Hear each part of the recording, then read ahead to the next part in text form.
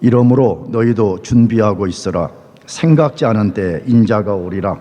충성되고 지혜 있는 종이 되어 주인에게 그 집 사람들을 맡아 때를 따라 양식을 나눠줄 자가 누구냐? 주인이 올 때에 그 종이 이렇게 하는 것을 보면 그 종이 복이 있으리로다. 내가 진실로 너희에게 이르노니 주인이 그의 모든 소유를 그에게 맡기리라. 만일 그 악한 종이 마음에 생각하기를 주인이 더디 오리라 하여 동료들을 때리며 술친구들과 더불어 먹고 마시게 되면 생각하지 않은 날 알지 못하는 시각에 그 종의 주인이 이르러 엄히 때리고 외식하는 자가 받는 벌에 처하리니 거기서 슬피 울며 이를 갈리라. 아멘. 오늘 또 변함없이 몇 가지 질문을 던져보려고 합니다. 그리스도인의 영혼의 촉수, 우리 그리스도인이 갖고 있는 영혼의 촉수를 끊임없이 하나님께로 향할 수 있게 하는 요인이 무엇일까요? 그리스도인이 기쁠 때나 슬플 때나 삶이 형통할 때나 불통할 때나 하나님 앞에서 경건과 두려움을 갖고 살게 하는 원동력은 무엇일까요? 그리스도인이 주님의 명령에 순종하고 주님의 교회를 섬기는 일에 있어서 때로 힘에 부칠 때가 있습니다. 포기해버리고 싶을 때가 있음에도 불구하고 포기하지 않고 온 힘을 다해서 주님의 명령에 순종하고 주님의 교회를 섬기게 하는 동력은 무엇일까요? 마지막으로 그리스도인이 세상에 유혹이 거대한 파도처럼 밀려올 때도 자기 자신을 지켜내는 가장 중요한 이유는 무엇일까요? 제가 4가지 질문을 던졌는데 여러분은 여기에 대한 답이 무엇이라고 생각합니까? 무엇이 우리를 그런 상황 속에서 지탱하고 지켜내게 하신다고 생각합니까? 예수님의 재림입니다.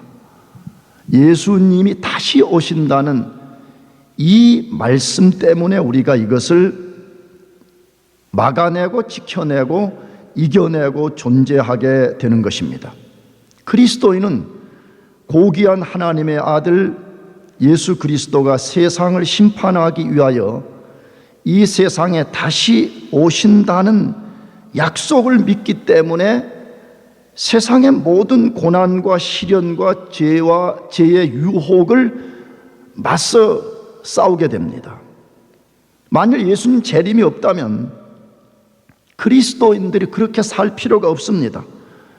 세상 사람들처럼 세상 한복판에서 세상을 탐하면서 살면 됩니다. 그러나 우리가 절대로 그렇게 할 수 없는 이유는 만물의 심판자인 예수님이 재림하여서 만물과 그것의 일부분이 되는 우리 자신을 심판할 것이기 때문입니다. 따라서 그리스도인의 삶의 절대적 시금석, 삶의 모든 것의 근거와 기준이 되게 하는 것은 예수님의 재림입니다. 그것이 그리스도인들을 깨어있게 하고 모든 것을 견디게 하고 모든 것을 이기게 해줍니다. 그래서 예수님도 우리를 향해서 그 날을 준비하고 있으라라고 말씀합니다. 예수 그리스도의 재림의 날을 준비하고 있으라라고 말씀합니다. 그것이 오늘 본문 마태복음 24장 44절인데 같이 다시 한번 읽어보겠습니다. 시작. 이러므로 너희도 준비하고 있으라. 생각지 않은 때에 인자가 오리라. 이러므로 너희도 뭐하고 있으라고요? 준비하고 있으라. 왜냐하면 생각지 않은 때에 인자가 올 것이기 때문이라라고 말씀합니다. 자, 그러면 우리는 여기 그러므로 이러므로라고 말했으니까 이 말씀을 하신 배경을 우리가 이해하는 것이 꼭 필요합니다.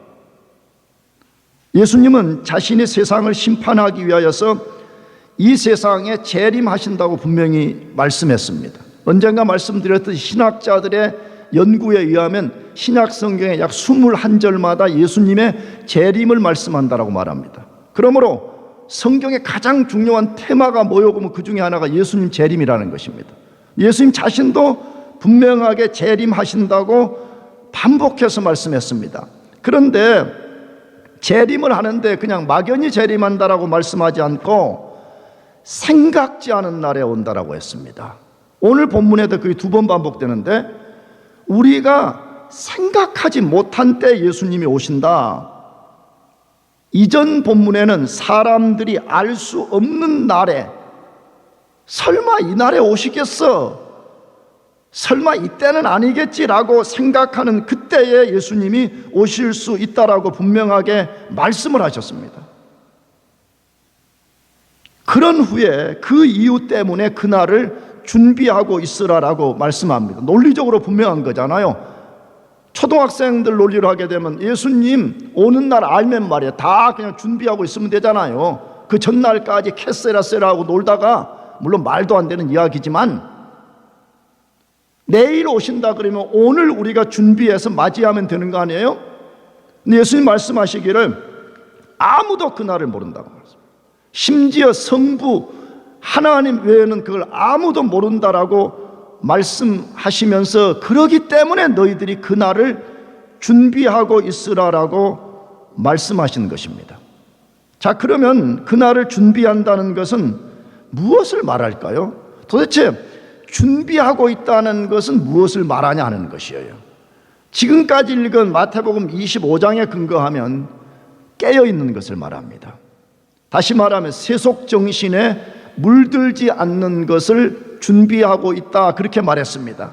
그런데 오늘 본문에 보면 준비하고 있다는 것이 무엇인지를 예수님이 한 가지 비유를 통해서 아주 분명하게 말씀했습니다. 물론 25장에는 더 클리어한 비유를 들었는데 오늘 본문에도 예수님이 한 가지 비유를 들어서 준비한다는 개념을 우리에게 알려주신 것입니다. 이 스토리는 무엇이지요? 어떤 집주인이 여행을 떠나면서 집을 관리할 종들 2명을 선정했다, 이렇게 돼 있어요. 그러면서 내가 다시 돌아올 때까지 다른 종들을 너가 잘 돌보고 그다음에 내 집을 잘 관리하라, 그리고 떠났습니다. 한 종은 주인의 명령에 따라서 충성을 다했습니다. 반대로 한 종은 악한 짓만 했더라, 그렇게 돼 있습니다. 그런데 어느 날 여행을 떠난 집주인이 종들이 전혀 예상치 못한 날에 돌아왔습니다. 그리고 2 사람의 행위를 따라서 심판했습니다. 충성된 종은 칭찬과 더 많은 것을 받았다라고 되어 있고, 악을 행한 종은 혹독한 심판을 받았더라, 그렇게 되어 있습니다.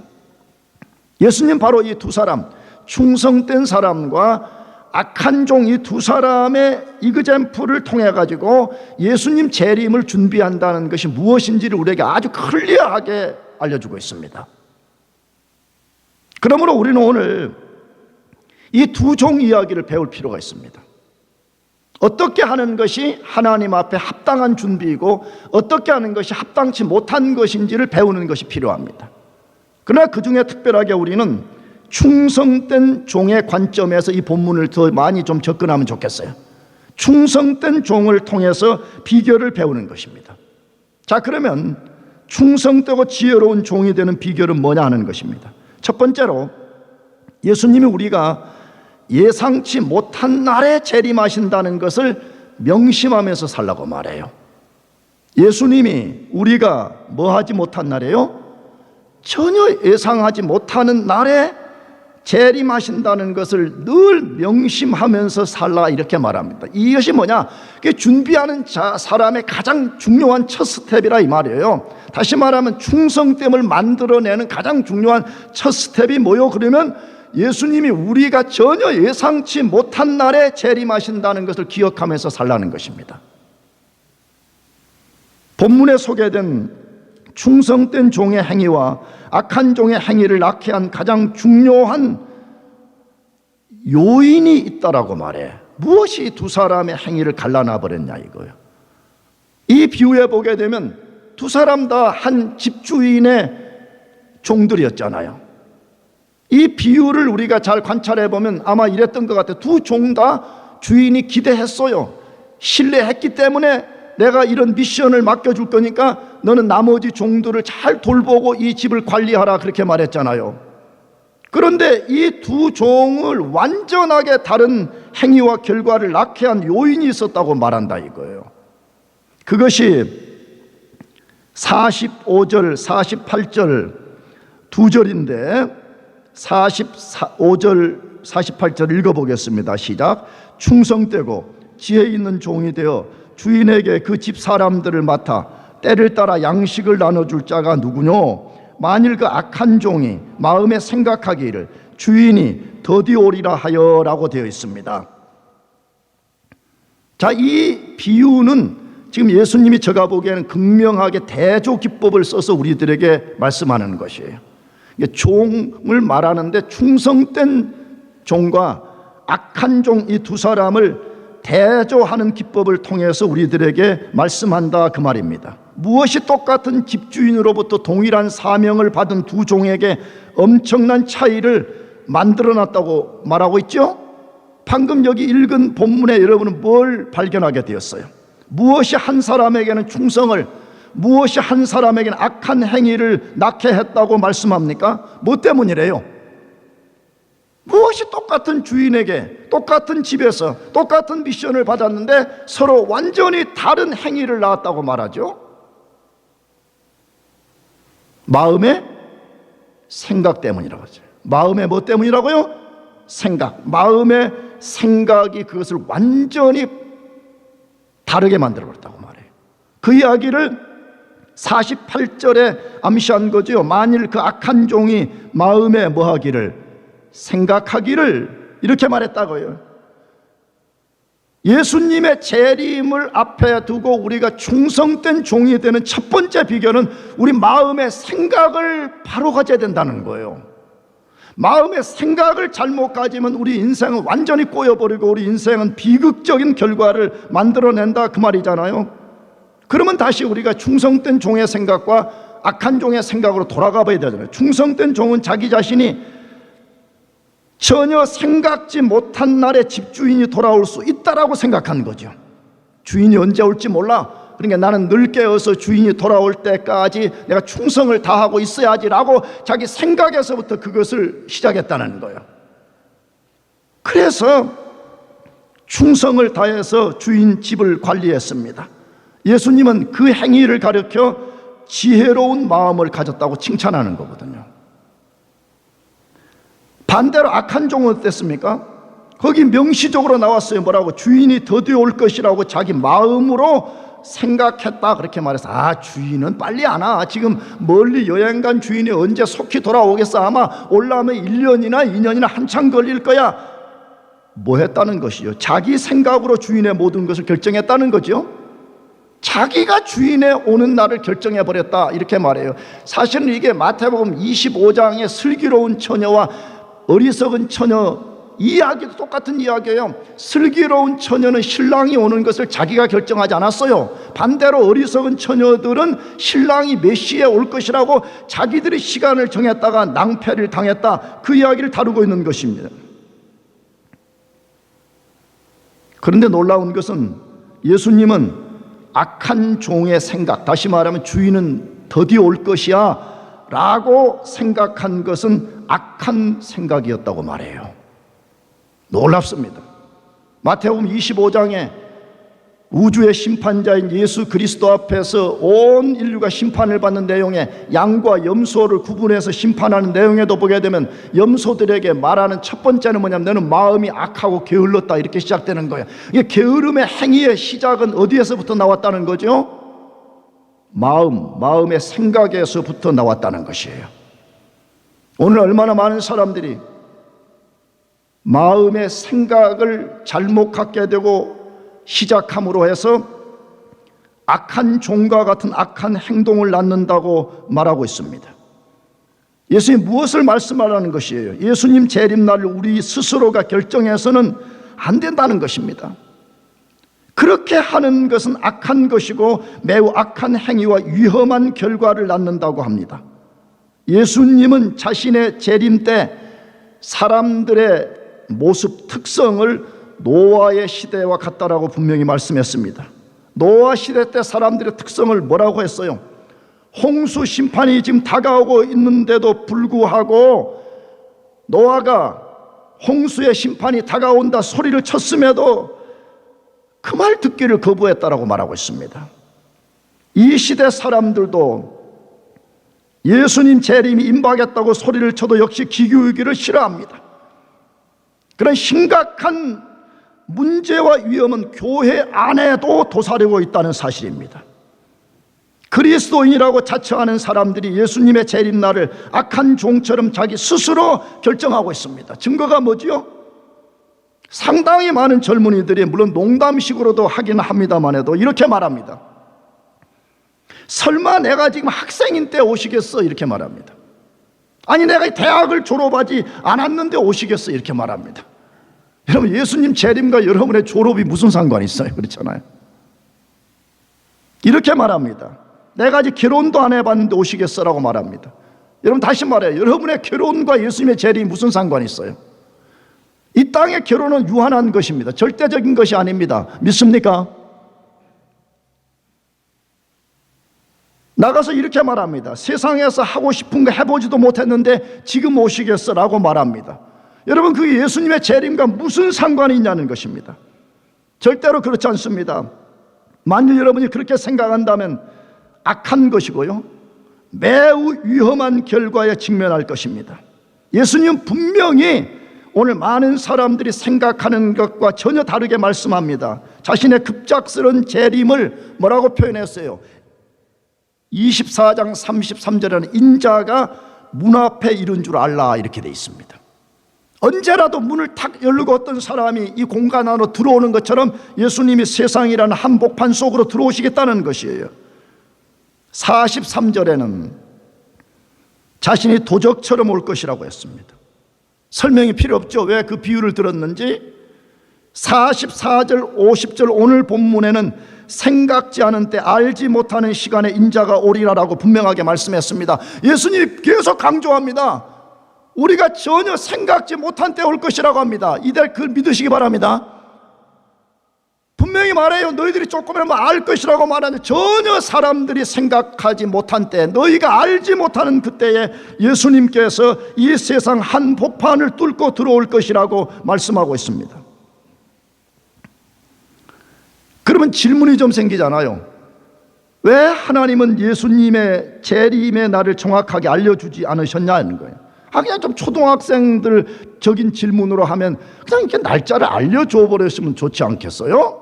이단들이 말하는 것처럼 몇 년, 몇 월, 며칠 날 재림한다 이런 식으로 알려주면 좋은데 왜 예수님은 반복해서 절대 너희들이 그 날을 알 수가 없다라고 말하고 너희들이 생각지 않은 날에 온다라고 말씀하냐 이거예요. 핵심이 뭐예요?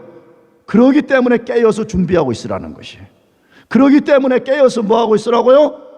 준비하고 있으라 그렇게 말씀하는 것이에요. 언제 오실지 모르기 때문에 늘 깨어서 예수님 맞이할 준비를 하고 있으라는 것입니다. 정말 그렇게 합시다. 아멘. 여러분 신앙은 1차적으로 다른 사람이 뭐라 하느냐 중요하지 않아요. 세상 사람들이 뭐라고 하느냐가 중요하지 않아요. 내가 그리스도 앞에서 어떻게 살고 어떻게 반응하느냐가 중요한 거 아니에요.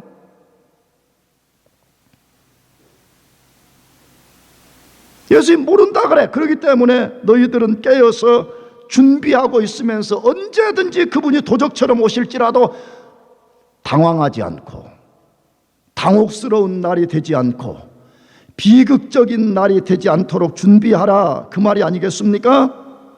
제발 여러분과 저 자신이 예수님 재림날을 정하는 악을 범하지 맙시다. 설마 지금은 오시겠어? 그래도 내가 졸업하면 오시겠지. 결혼 내가 최소한 해보고 난 뒤에 오시겠지. 그런 식으로 우리가 예수님 재림 날을 정하면서 악한 종처럼 하면 안 된다 이 말이에요. 만약 그런 사람이 있다면 그런 사람들은 인생이 종말의 날에 위험에 처하게 될 것이 불을 보듯이 뻔합니다. 예수님이 예상치 못한 날 오신다는 것을 명심하고 늘 깨어서 있기를 축복합니다. 늘 준비하고 있어야 돼요. 마지막 두 번째로 충성되고 지혜로운 종이 되는 비결은 뭐냐 하는 것입니다. 예수님이 요구하는 삶의 의도를 잘 깨닫고 충성하라고 말해요. 예수님이 우리들에게 요구하는 삶의 의도가 뭐냐, 뜻이 뭐냐, 이걸 잘 기억 혹은 잘 깨닫고 거기에 합당하게 충성을 다하면서 반응하며 살라고 말해요. 앞에서 한 종의 충성과 한 종의 행위를 낳게 된 요인을 무엇이라고 소개했습니까? 한 사람은 주인 앞에서 올바른 생각을 가졌고, 한 사람은 올바르지 않은 생각이 그것을 갈라놓았다고 말씀드렸습니다. 충성된 종은 집을 떠난 주인이 언제든 돌아올 수 있다는 생각을 했고, 반대로 악한 종은 주인이 드디어 올 것이라고 자기 스스로 결정해버린 것입니다. 그런 생각의 결과는 정확하게 무엇을 낳았다고 말해요? 그것을 45절과 49절에서 말씀하는데 또 한번 읽어보겠습니다. 시작. 충성되고 지혜 있는 종이 되어 주인에게 그 집 사람들을 맡아 때를 따라 양식을 나눠줄 자가 누구냐? 동료들을 때리며 술 친구들과 더불어 먹고 마시게 되면 라고 되어 있습니다. 주인의 명령을 잘 헤아리고 깨닫고 기억한 충성된 종의 결과와 그렇지 않은 악한 종의 결과가 무엇인가를 여기 아주 극명하게 소개되어 있습니다. 충성된 종은 집주인을 대신하여 다른 종들에게 때를 따라 양식을 나눠주었습니다. 악한 종은 다른 종들을 때리고 술 친구들로 더불어 먹고 마셨습니다. 예수님은 이 두 종의 차별된 행동을 통해서 우리들에게 무엇을 교훈하냐 이 말이에요. 이 비유의 내용을 통해서 우리들에게 무엇을 말씀하냐 하는 것인데, 첫째로는 예수님이 요구하시는 의도를 잘 깨닫고 기억하며 살라는 것입니다. 도대체 예수님이 우리에게 무엇을 요구하냐는 것이에요.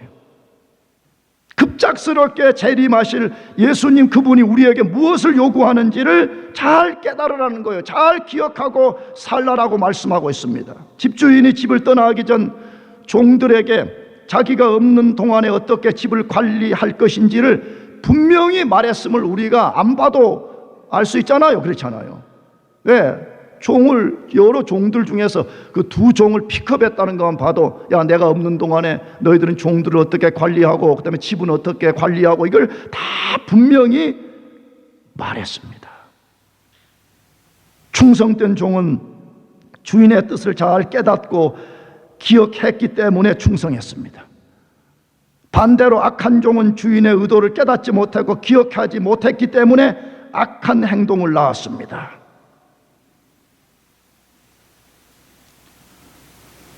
우리의 주 되신 예수님이 우리에게 자신의 의도가 무엇인지를 집주인처럼 아주 분명하게 말씀해 주고 있습니다. 내가 앞으로 2주 후에도 그런 메시지를 소개할 것인데, 나는 성경을 읽다가 그런 생각을 너무 많이 해요. 예수님은 이렇게 우리들에게 깨달으라고 자신의 뜻이 무엇인지를 이렇게 꼼꼼하게 반복적으로 구체적으로 알려주는데 우리는 너무 관심이 없다는 거예요. 아까도 말씀드렸잖아요. 그냥 이렇게 해도 되잖아요. 마태복음 24장에 압축을 시켜가지고 내가 도적처럼 갑자기 임할 것이다, 딱 두 줄, 그 다음에 뭐죠? 깨어있어라, 그걸 덮어버리면 돼요. 근데 자신의 임하기 전에 종말의 현상이 무엇인지를 길게 자세히 말씀했어요. 그것으로 끝나지 않고 오늘 본문에 비유를 들어가지고 그러기 때문에 너희는 준비하고 있어야 된다고 말해. 이 정도만 해도 충분해요. 우주의 왕이신 그분이 이 정도만 말해도 충분해요.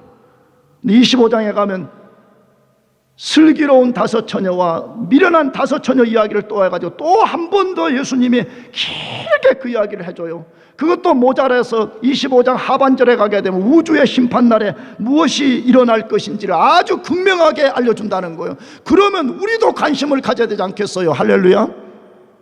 그분이 이렇게 자세하게 이렇게 반복적으로 말씀한다 그러면 우리도 여기에 좀 관심을 가지고 예수님이 무엇을 포르테하고 있는가 우리도 좀 관심을 가져야 되지 않냐 하는 것이에요. 충성된 종은 그렇게 했다라고 되어 있습니다. 예수님이 집주인이 종들에게 말씀하신 것처럼 예수님이 우리들에게 아주 분명하고 자세하고 반복적으로 말씀하면서 내 의도가 뭔지 너희들 알겠느냐? 내 의도를 잘 좀 기억하고 너희들이 이렇게 살면 좋겠다라고 말씀하고 있습니다. 여러분 그렇게 되기를 축복합니다. 정말 그렇게 살아야 됩니다. 장난치면 안 됩니다. 자꾸 교회 다니면서 신앙의 비본질적인 것 갖고 장난치고 뭐 가십을 만들고 태클을 걸고 그런 거 하지 말아요. 예수님 말씀한 그걸 우리 신앙의 본질로 삼고 예수님이 중요하게 여기면 우리도 그걸 중요하게 여기고 예수님이 미워하는 것이면 우리도 같이 그걸 미워하고 예수님이 사랑하는 것이면 우리도 그걸 같이 사랑합시다. 아멘. 두 번째는 하나님의 집에서 충성하면서 살라는 것입니다. 첫째로는 예수님의 의도가 뭔지를 너희가 잘 이해하고 사는 것이고 두 번째로는 그것에 근거해서 하나님의 집에서 충성하면서 살라는 것입니다. 예수님의 의도가 뭐냐 그러면 이걸 구체적으로 말하면 하나님의 집에서 충성하면서 살라는 것이에요. 그런데 충성하면서 살라는 것을 무엇에 비유했어요? 그 집 사람들을 맡아 때를 따라 양식을 나눠주는 것이라고 비유했어요. 그 집 사람들을 맡아 때를 따라서 뭘 나눠줘요? 양식 나눠주는 거다 비유했다 이 말이에요. 그 집 사람들을 맡아 때를 따라 양식을 나눠주는 것이다 라고 되어 있습니다. 자, 그럼 우리가 당연히 이제 이걸 질문해 봐야 되죠. 때를 따라서 그 집 사람들에게 양식을 나눠주는 것은 뭘 말하는 행위냐 하는 것이에요. 그냥 일반적으로는 충성하라 그 말이에요. 근데 이걸 좀 구체적으로 우리 삶의 구체적 적용의 내용이 뭐냐 할 때는 첫째로 하나님의 교회에 속한 다른 형제들을 사랑하면서 살라는 것이에요. 예수님 재림을 준비하는 가장 중요한 것 중에 하나는 우리가 교회 밖의 사람들도 사랑해야 돼. 먼저는 교회 안에 있는 우리 형제 자매들을 사랑해야 된다 이 말이에요. 아멘. 왜 그래요? 악한 종이 다른 종들을 때린 것처럼 살지 말라는 것입니다. 잔인하게 그 악한 종이 다른 종들을 잔인하게 때리고 착취하고 부려먹고 하는 것처럼 하지 말라 그 말 아니에요. 그 말을 반대로 바꾸면 뭐예요? 같이 한 형제 자매된 우리가 서로 사랑하고 서로를 진짜 영적으로 세워주는 그런 일을 하라 이 말이잖아요. 그거 합시다. 아멘. 여러분 사랑을 진리 없는 거짓된 사랑 갖고 사랑이라고 자꾸 말하지 말고 성경에 분명히 사랑은 진리 위에 분명하게 세워져야 된다 그렇게 말하잖아요. 나도 여러분도 하나님이 한 공동체에 지체되게 한 형제 자매들을 사랑합시다. 자꾸 비난하고 자꾸 뒤에서 태클 걸고 그런 거 하지 말아요. 여러분 나 자신을 포함한 우리 중에 누가 완벽한 사람이 있어요? 다 허물이 많잖아요. 내가 자주 우리 대학부 친구들한테 예를 들지만 나는 이 가을에 이렇게 산책을 나가다가 그런 거 많이 발견해요. 멀리서 보면 이 가을이 얼마나 아름다워요. 온 산천이 그냥 너무너무 아름답게 단풍이 들어서 말로 형용할 수 없이 아름답잖아요. 그런데 너무 아름다워서 그 단풍이든 나무 가까이에 가서 보면 나무들이 말이야 잎들이 말이야 찢어진 것, 벌레 먹은 것, 그냥 찌그러진 것들을 이렇게 본단 말이에요. 뭘 보여줘요? 가까이서 우리가 형제 자매들을 보게 되면요 얼마나 많은 허물이 보여요. 나는 진짜 그래. 내가 뭐 매일 어마어마한 진짜 물리적 죄를 짓고 살진 않지만 나는 그런 생각을 많이 해. 만일에 누군가가 내 24시간의 생각과 마음과 행위를 비디오로 완벽하게 찍어가지고 다음 주에 우리 교회 앞에 이것을 동영상을 튼다 그러면 나는 아마 이 교회 사임은 고사하고 보따리 싸가지고 도망가야 될지 모를 거예요. 누가 완벽한 사람이 있어요? 그렇죠? 누가 완전한 사람이 있어요? 어쩌면 완전하지 못한 불완전한 사람들을 우리들에게 붙여준 이유는 너가 바로 그를 좀 사랑해보라고 붙여준 거 아니겠어요? 그러므로 우리는 주님의 오심을 준비하는 사람들이라면 교회 공동체 형제 자매들을 사랑해 봅시다. 아멘? 아멘? 그걸 해봅시다. 그걸 해봅시다. 두 번째로는 충성된 종이 다른 종들에게 양식을 나눠준 것처럼 하나님의 교회 안에 있는 다른 형제와 자매들에게 하나님의 말씀을 나눠주라는 것이에요. 이거는 문자적으로 아주 분명한 것이, 양식을 나눠주라가 대부분의 신학자들은 그렇게 해석하고 있고, 나도 이걸 절대적으로 지지합니다. 물론 그건 비유지만, 비유를 또 해석하는 것은 조심스럽지만 그러나 이것은 분명한 사실이에요. 우리가 교회 밖에 불신자들에게 하나님의 말씀을 전하는 것도 매우 중요하지만 먼저는 교회 안에 있는 형제 자매들에게 먼저 영혼의 양식인 하나님의 말씀을 나눠주라는 것이에요. 하나님의 집인 이 교회 안에는 충성할 것들이 정말로 많습니다. 우리는 적은 능력을 가진 교회이지만 우리가 한번 이렇게 예배를 드리는 이 일을 위해서 얼마나 많은 사람들이 배후에서 수고하고 보이지 않게 헌신하는지 모릅니다. 다 일일이 열거할 수 없을 만큼 많은 일들이 있잖아요.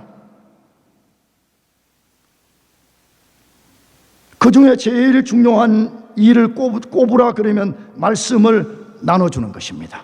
믿으시기 바랍니다. 말씀을 다른 형제들에게 한끼 나누어주고 함께 영혼의 양식을 먹고 배부르고 지친 사람들이 그 영혼의 양식을 먹고 영혼의 생수와 같은 말씀을 먹고 다시 새 힘을 얻고 다시 목적지를 향해서 가게 만드는 그것이 가장 중요한 것입니다. 그런 면에서 나는 여러분 모두가 또 다른 사람들에게 주의 말씀을 나눠주는 영적 리더가 되기를 원하는 것입니다. 영혼의 목자가 되시기를 도전하는 것입니다. 그 일을 해봐요. 이건 단순한 목사의 호소를 넘어서서 모든 그리스도인은 그 일을 하도록 부름을 받았다고 성경에 말하고 있거든요. 교회에 많은 일들이 있어요. 그러나 그리스도인들의 제일 된 사명은 뭐냐? 하나님의 말씀을 나눠주는 일, 하나님의 말씀을 선포하는 일, 하나님의 말씀을 증거하는 일, 하나님의 말씀을 증거하는 것을 통해서 예수의 증인된 이 일을 하는 것이라고 말하고 있기 때문에 그렇습니다. 대표적으로 마태복음 28장 18절 20절 너무 유명한 말씀이잖아요. 그레이트 커미션, 지상명령이라고 명명되는 말씀인데 같이 읽어보겠습니다. 시작. 예수께서 나와 말씀하여 이르시되 땅의 모든 권세를 내게 주셨으니 그러므로 너희는 가서 모든 민족을 제자로 삼아 아버지와 아들과 성령의 이름으로 세례를 베풀고 내가 너희에게 분부한 모든 것을 가르쳐 지키게 하라. 볼지어다 내가 세상 끝날까지 너희와 항상 함께 있으리라 하시니라. 예수님이 이제 우리 모두에게 그레이트 커미션을 줬는데 여기에 주동사가 뭐라고요? 뭘 삼으라는 거예요? 제자 삼으라는 것이에요. 제자를 삼기 위해서 가라는 것이에요. 제자를 삼기 위해서 가서 가르치라는 거예요. 제자를 삼기 위해서 세례를 주라는 거예요. 제자를 삼아서 하나님 말씀에 순종하는 사람을 만들라. 이게 주님의 그레이트 커미션이라는 것이에요.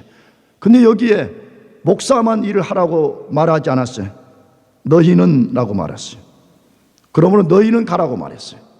우리 그리스도인 모두가 영혼의 양식인 하나님의 말씀을 다른 사람에게 나눠주는 일, 다른 사람에게 증거하는 일, 다른 사람을 먹이는 일에 부름을 받았다고 말합니다. 여러분들 그렇게 되기를 축복합니다. 만일에 우리가 그 일을 안 하고 어느 날 악한 종처럼 살다가 그리스도 심판대 앞에 쓴다 그러면 반드시 주님이 거기에 대한 책임을 물으실 것입니다. 두 번째로 디모데 전서 4장 11절에서 13절 말씀을 읽어보십시다. 디모데전서 4장 11절 같이 읽어보겠습니다. 시작. 너는 이것들을 명하고 가르치라. 누구든지 내 연소함을 업신여기지 못하게 하고 오직 말과 행실과 사랑과 믿음과 정절에 있어서 믿는 자에게 본이 되어 내가 이를 때까지 읽는 것과 권하는 것과 가르치는 것에 전념하라. 디모데전서는 여러분이 알고 계시듯이 바울이 자기의 영적 아들 디모데에게 어떻게 목회할 것인지 편지 보낸 거예요. 이 디모데는 에베소 교회를 목회했던 사람이었는데 굉장히 소심한 성격을 가졌다고 되어 있어요. 나도 그래서 영어 이름을 티모시로 지었거든요. 여러분이 볼 때는 목사님 맨날 소리만 꽉꽉 지르니까 도저히 디모데와 안 어울릴 것 같지만 내가 생각보다 소심합니다. 나는 성령 안에서 담대해진 사람이에요. 너무 소심해가지고 영어 이름을 자꾸 미국 오니까 지으라 그래서 그냥 소심의 대명사 티모시로 짓자 그래 나 디모데로 지었거든요. 그런데 이제 바울이 그런 디모데에게 목회 패스터링 레터를 보낸 거죠. 11절 너는 이것들을 명하고 뭐하라? 가르치라. 두 번째 12절 누구든지 내 연소함을 뭐하지 못하게 해요.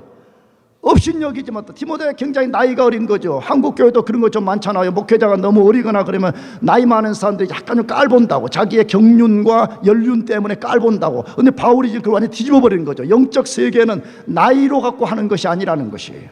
영적 세계는 그 사람이 얼마만큼 신앙생활을 오래 했냐 관록 갖고 하는 것이 아니라는 것이에요. 그래서 너는 내 연소함을 누구든지 업신여기지 못하게 내가 말씀에 창념을 하고 말씀을 핸들링할 수 있는 능력을 길러가지고 너는 오직 말씀을 가르치는 일에 창념하라 그렇게 말하는 거예요. 나는 그래서 우리 대학부에게 도전하는 것이에요.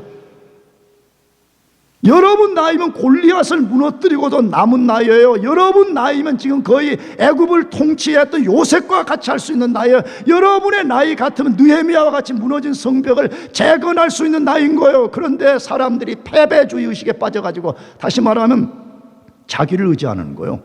하나님을 의지하지 않고 나는 나 자신을 의지하는데 나는 아무것도 할 수 없어요. 맨날 그렇게 하는 것이에요. 그러니까 능력이 탁월하지를 못해.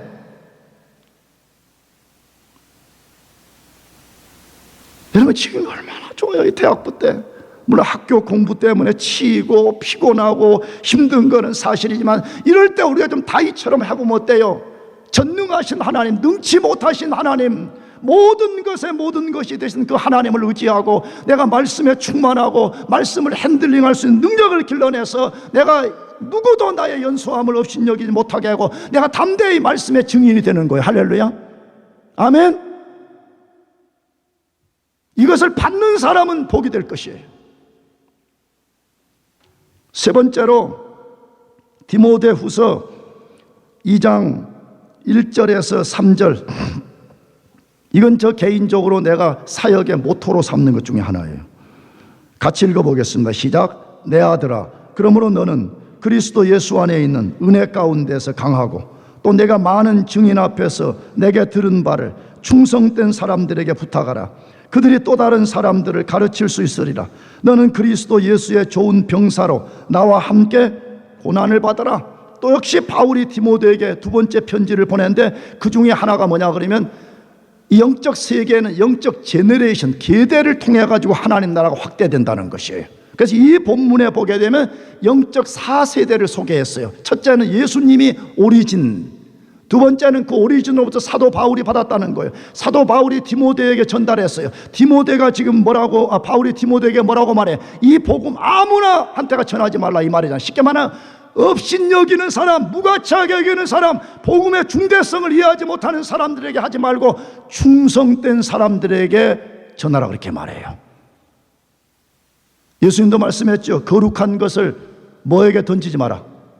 개에게 던지지 마라. 아무것도 알아보지 못하는 그런 사람들에게 던지지 말라 그렇게 말했잖아요. 충성된 사람들에게 가르치라. 그러면 그 충성된 사람이 또 다른 사람들을 가르칠 수 있을 것이라 라고 말씀합니다. 여러분, 왜 오늘 위대한 성령의 역사에 의해서 시작된 이 복음이 오늘날 전 세계 가운데 충만하지 못한 것이에요? 영적 계대가 안 이루어지는 것이에요. 예수님이 바울에게 전해주고, 바울이 디모데에게 전하고, 디모데가 충성된 사람에게 전해주고, 또 다른 충성된 사람의 계대를 이해해야 되는데 그런 사람들이 없어요. 말씀에 헌신된 사람들이 일어나지 않기 때문에 이게 안 일어난다 이 말이에요. 사랑하는 교우 여러분들, 어차피 이 세상도 망할 것이고 우리 자신도 닳아져서 녹슬어서 없어질 것인데 가만히 있어도 그냥 녹슬어서 없어지지 않아요. 왜 인생을 그렇게 보내려고 그래요? 충성된 종처럼 하나님의 집에 양식을 나눠주는 사람이 됩시다. 아멘? 그거 좀 해봐요 한번. 뭐가 두려워요? 그렇다면 여러분, 그게 두렵다면 어떻게 앞으로 여러분 앞에 닥쳐올 인생의 골리앗을 여러분이 어떻게 맞선다는 거예요? 거짓말하는 거예요. 골리앗의 그림자만 봐도 벌벌 떠는 사람들이 진짜 골리앗을 만난다면 어떻게 골리앗을 이겨낼 수가 있겠어요?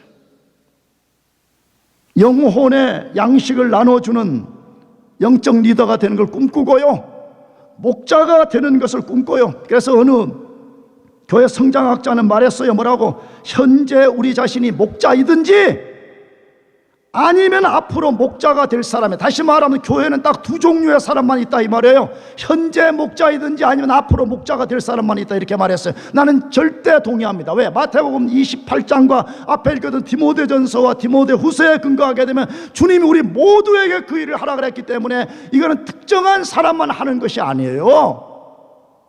우리 이런 말 좋아하잖아요. 우리는 다 왕같은 제사장이다. 목사님만 이제 그런 거 하는 게 아니라 우리 다 목사님과 똑같단 말 맞아요. 절대적으로 맞아요. 근데 왕같은 제사장의 가장 키포인트는 뭐예요? 영혼의 양식 나눠주는 거잖아요. 아멘? 아멘? 영혼의 양식을 나눠주는 일하는 거, 그걸 왕같은 제사장이라 그렇게 말하는 거. 왜? 구약의 제사장들은 제사만 드리는 것이 아니라 율법을 인터프리테이션 해가지고 가르친 사람들인데, 이제는 너희가 제사장이라는 고귀한 직분 하나만 있는 게 아니라 왕적 권세를 받았다 이 말이에요. 그래서 여러분들이 패배적인 영적 자세로부터 벗어나야 됩니다. 내가 하나님의 말씀을 깊이 알고 내 속에 하나님 말씀을 충만하게 채워서 내가 다른 사람들에게 하나님의 말씀을 나눠주고 증거하는 사람으로 살겠다는 다부진 각오가 필요해요. 여러분, 이 일을 하려면요, 엄청난 희생과 고통이 따릅니다. 형제를 사랑하고 하나님의 말씀을 나누는 목자로, 영적 리더로 살려면 희생과 고통이 없이는 불가능해요. 그러나 기억해야 됩니다. 그것은 하나님이 기억하시는 거룩한 낭비입니다. 반대로 악한 종처럼 사는 사람은 헛된 낭비예요. 낭비에는 두 가지 낭비가 있어요. 거룩한 낭비가 있고, 무슨 낭비가 있다고요? 헛된 낭비가 있어요. 여러분들 모두가 여러분의 몸, 시간, 물질, 은사, 이 모든 것들을 동원해서 하나님의 양식을 나눠주는 거룩한 낭비자들이 되기를 축복합니다. 마지막 세 번째로, 우리가 어떻게 충성되고 지혜로운 종이 될 수가 있어요? 예수님이 우리의 행위를 따라 심판하실 것을 기억하며 사는 것입니다. 예수님이 반드시 우리의 행위를 따라서 심판하신다는 것을 기억해야 됩니다. 모든 그리스도인들이 악한 종이 아니라 충성된 종으로 살아야 되는 가장 큰 이유가 있습니다. 이것은 앞에서 말씀드린 대로 바로 이것이 그리스도인의 시금석이 되는 것인데, 그것을 무엇이라고 말하냐는 거예요. 마태복음 24장 46절에서 47절, 50절에서 51절, 이 두 파트를 다시 46절부터 읽어봅시다. 시작. 주인이 올 때에 그 종이 이렇게 하는 것을 보면 그 종이 복이 있으리로다. 내가 진실로 너에게 이르노니 주인이 그의 모든 소유를 그에게 맡기리라. 50절. 생각지 않은 날, 알지 못하는 시각에 그 종의 주인이 이르러 엄히 때리고 외식하는 자가 받는 벌에 처하리니 거기서 슬피 울며 이를 갈미 있으리라. 아멘.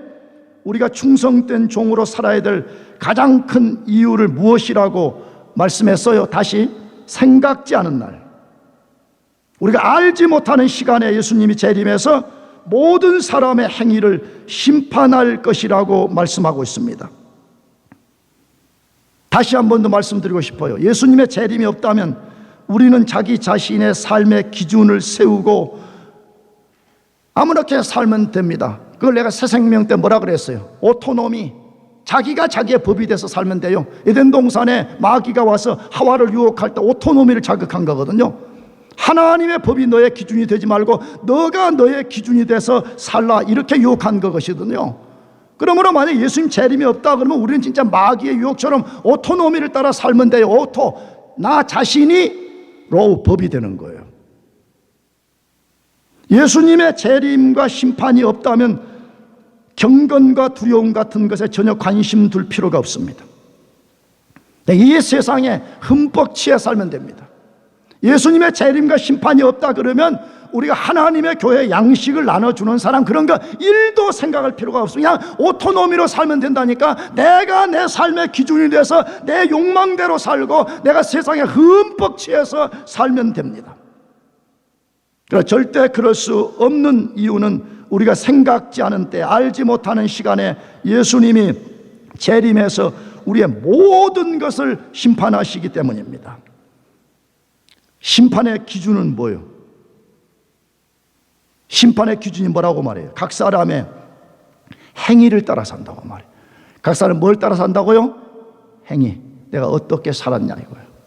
내가 충성된 종처럼 살았냐, 악한 종처럼 살았냐, 이것을 따라서 심판할 것이라고 말씀하는데, 그 이야기가 성경에 너무 많은데 최근에 제가 잘 소개 안 했던 한 곳을 소개하려고 그래요. 그것이 로마서 2장 6절에서 11절까지 말씀인데 같이 한번 읽어보겠습니다. 시작. 하나님께서 각 사람에게 그 행한 대로 보응하시되 참고 선을 향하여 영광과 존귀와 썩지 아니함을 구하는 자에게는 영생으로 하시고, 오직 당을 지어 진리를 따르지 아니하고 불의를 따르는 자에게는 진노와 분노로 하시리라.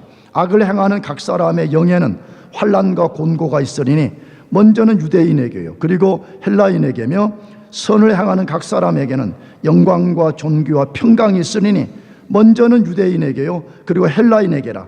이는 하나님께서 외모로 사람을 취하지 아니하심이라.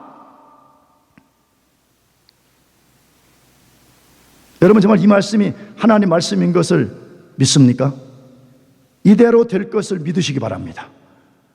근데 분명히 뭐라고 말을 했어요? 사람 외모로 심판하지 않는다, 지금 그렇게 말해. 다시 말해, 너가 유대인이냐 헬라인이냐 인종으로 심판하지도 않고요, 여러분이 뭐 모태신앙이냐 교회 집사님이냐 목사님이냐 그런 걸로 심판한다고 지금 말하지 않아요. 그런 것은 심판날에 아무 도움이 안 돼요. 심판의 기준이 뭐라고요? 그 사람의 행한 대로 심판을 한다, 그렇게 말해요. 행한 대로. 염두에 둡시다. 아멘. 우리가 믿음으로 구원받아서 우리는 행함으로 구원받지 않지만, 구원받은 이후에 우리의 행함이 절대적으로 마지막 날에 책임을 묻는 심판날에 우리 행위가 절대적 기준이 된다라고 말하고 있습니다. 그리고 심판의 구체적 내용은 무엇이에요? 충성으로 하나님의 집을 관리하고 섬긴 사람은 두 가지가 약속됐습니다. 거기 보니까 뭐였지요? 먼저는 집주인이 그 종을 칭찬했더라. 그리고 집주인이 그에게 더 많은 것을 관리하도록 맡겼다, 이렇게 되어 있습니다. 이것 예수님이 마지막 날에 해주실 것이라고 말씀하는 거거든요. 마지막 심판날에 우리가 충성된 종처럼 산다면 제일 먼저 많은 곳에서 우리를 칭찬한다, 그렇게 말해. 잘하였도다, 착하도다, 복되도다, 충성된 종아, 이렇게 칭찬한다고 말해. 그런 다음에 많은 것을 맡긴다고 말해. 근데 이게 이제 많은 것이 과연 뭐냐 하는 것인데, 짧게만 말하려고 그래. 성경을 세대주의적 관점으로 해석하는 사람들, 앞으로 지상에 천년왕국이 임해가지고 지상에서 뭘 다스려가지고 우리가 한 고을 다스리고 두 고을 다스리는 그런 걸 받을 거라고 하는데, 저는 절대로 그런 걸 믿지 않습니다. 이 이야기는 말이에요, 완성된 하나님 나라 속에 들어가 가지고 만물의 왕이신 예수 그리스도의 왕적 통치에 충성된 사람들이 참여해서 그 우주 만물 영적 세계를 통치하는 일에 우리가 참여하게 된다는 말이에요. 잘 생각해 봐요.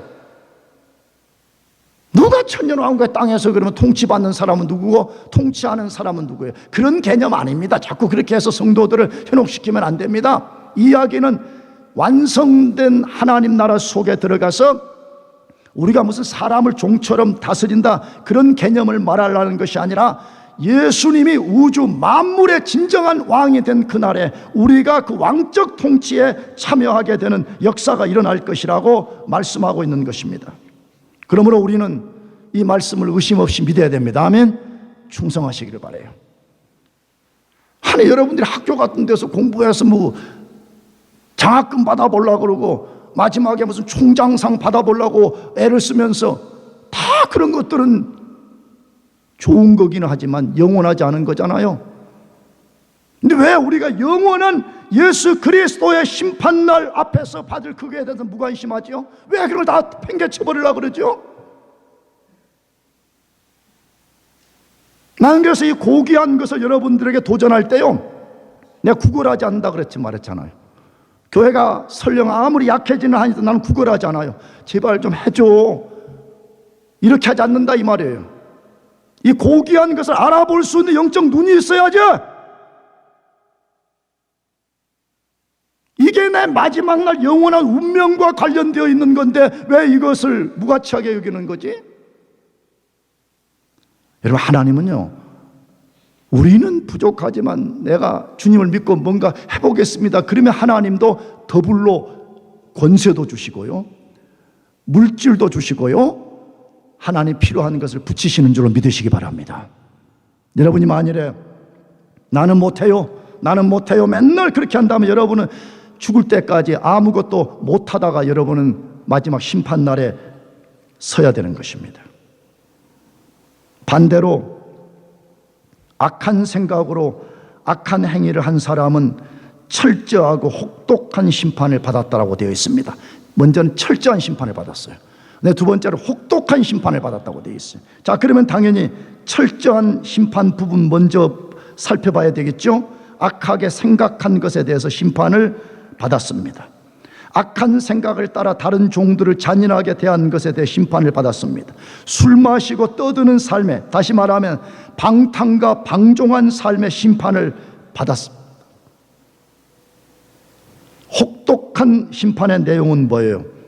24장 51절을 마지막으로 다시 한번 읽어보겠어요. 마태복음 24장 51절 다시 시작. 어미 때리고 외식하는 자가 받는 벌에 처하리니 거기서 슬피 울며 이를 갈미 있으리라라고 되어 있습니다.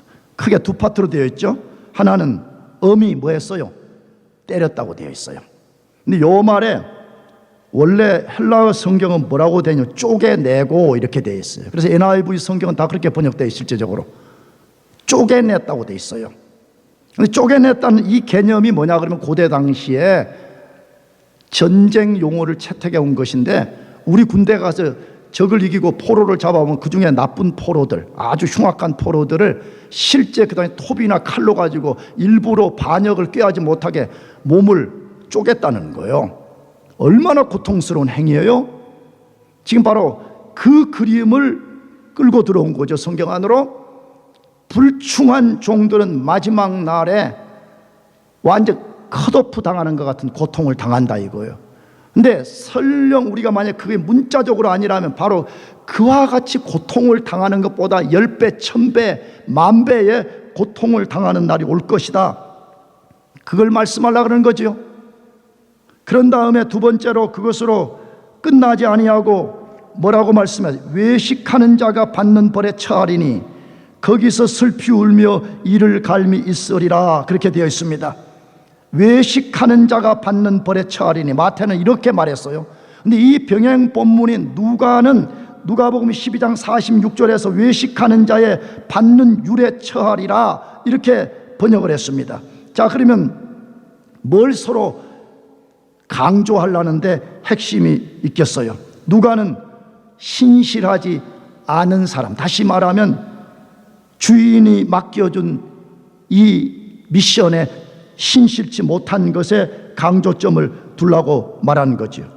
그런데 마태는 뭐죠? 외식하는 자가 그랬으니까, 외식이라는 말에 다른 말로 하면 눈가리만 했다 이거예요. 주인의 의도가 분명히 뭔지 알면서도 주인의 눈가리만 하려고 아주 불성실한 태도로 살았다, 그걸 강조하는 것이죠. 그런 사람들은 최종적으로 어떻게 된다고요? 슬피 울며 이를 가는 자리에 떨어질 것이라고 말합니다. 왜 슬피 울며 이를 갈까요? 가장 단순한 돌이킬 수 없다는 게 있잖아요. 야, 내가 왜 그때 그랬을까? 나는 이제 돌이킬 수 없는 자리에 떨어져 버렸구나.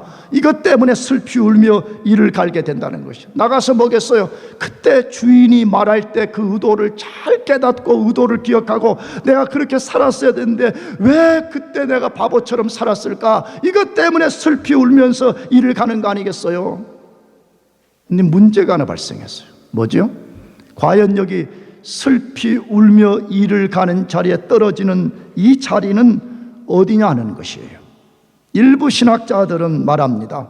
이건 한 집에 지금 비유를 둔 거기 때문에 이것은 지옥 떨어지는 것이 아니고 굉장한 어려움을 당하는 상황에 떨어질 것이다 라고 좋게 해석하는, 좀 부드럽게. 전 절대로 그렇게 믿지 않습니다. 왜? 마태복음 25장에다 나중에 살피겠지만 지옥을 항상 이렇게 표현해요. 슬피 울며 이를 가는 곳이라고 말씀하고 있습니다. 그러면 또 질문 생기죠. 아니 그러면 예수 믿어 진짜 구원받은 사람이 지옥 갈 수 있습니까? 절대 안 간다니까. 아까 태용이가 오학신 간증도 했지만 진짜 예수 믿어 구원받은 사람은 지옥 안 갑니다. 아멘. 그러면 왜 구원받은 사람이 지옥 가는 것처럼 보이냐 그러면 가짜 그리스도인이다 이 말이에요. 다시 말하면 자기 스스로의 삶으로서 자기가 가짜라는 것을 드러내고 산 거예요. 왜? 평상시 때는 나는 예수 믿어요, 나는 그리스도인이라고 말했는데 자기 스스로 그리스도인이 아니라는 행위를 드러냈다 이거예요. 뭐지요? 예수님은 우주 만물의 주이신데 우주 만물의 주께서 너가 이렇게 살아라고 분명하게 뜻을 알려줬음에도 불구하고 말로만 예썰하고 뒤에 가면 불순종하는 거예요. 외식하고 불신실하게 사는 이 행위 자체가 나는 진짜 그리스도인이 아니에요 하는 걸 드러나는 행위 아니에요? 그런 사람은 마지막 인생의 종착점이 슬피 울며 이를 갈게 되는 지옥에 떨어진다라고 말하고 있습니다. 사랑하는 교회 여러분들, 우리는 지옥이 두려워서 교회를 섬기는 사람이 아니에요. 우리는 주님이 우리를 구원해 주신 것이 너무 기쁘고 감사해서 충성을 다하는 사람들입니다. 여러분, 주님 앞에 충성을 다해서 주님을 섬기다가 주님이 오신 그날에 기쁘게 예수님을 맞이하시기를 축복합니다. 기도하겠습니다.